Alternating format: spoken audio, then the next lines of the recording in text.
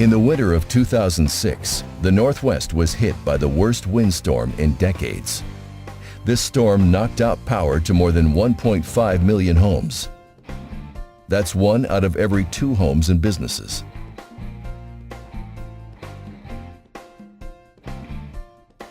Tragically, 14 people died, and area emergency rooms were inundated with over 100 people suffering from carbon monoxide poisoning, many of them needing to be treated in local hospitals with hyperbaric chambers. The cause of the carbon monoxide poisoning was found to be people improperly using a charcoal grill indoors for cooking and heating, running a generator indoors, or running a vehicle in a closed garage. The normal use of propane and natural gas appliances or kerosene heaters does not cause carbon monoxide poisoning with proper ventilation.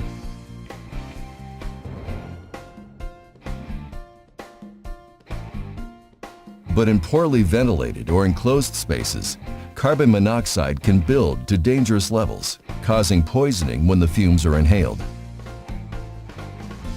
It is never safe to use a charcoal grill hibachi inside the home. This was the major cause of deaths during the 2006 windstorm.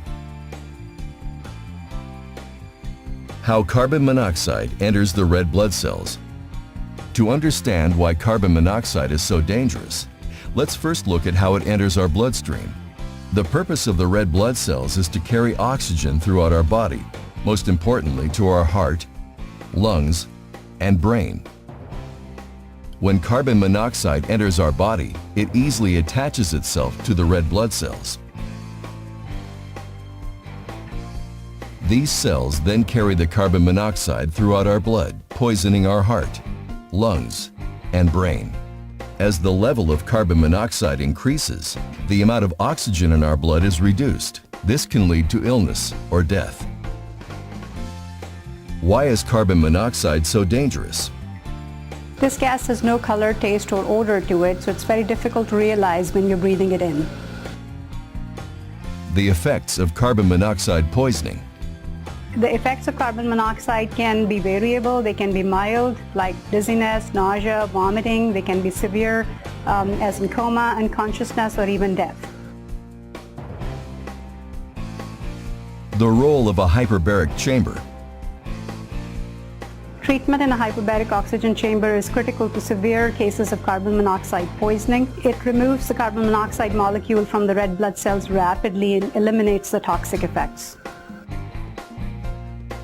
What to do if carbon monoxide poisoning is suspected? If you suspect carbon monoxide poisoning, get out into the fresh air immediately. Do not stop to gather belongings or pack clothes. Simply get everyone together and get out into the fresh air. Do not leave your door open. Always close the door behind you. The fire department can then test and detect for a possible leak. If you or your loved ones are experiencing the symptoms of carbon monoxide poisoning, contact your doctor immediately or go directly to the hospital and get yourself and your loved ones checked for possible carbon monoxide poisoning. If you have pets, you can have them seen by a veterinarian for advice and treatment. Safety tips to prevent carbon monoxide poisoning. Generators should be operated in well-ventilated locations outdoors, at least 3 feet away from all doors, windows, vent openings, and combustibles. Install carbon monoxide alarms inside your home to provide early warning of the buildup of this deadly gas. Look for the Underwriters Laboratories or UL certification when buying an alarm. Read the manufacturer's recommendations for the proper placement of the carbon monoxide alarm. Call your local fire department's non-emergency number to find out what number to call if the carbon monoxide alarm sounds. Post that number by your telephone. Make sure everyone in the household knows the difference between the fire emergency and carbon monoxide emergency numbers, if there is a difference. Test carbon monoxide alarms at least once a month and replace the batteries according to the manufacturer's instructions.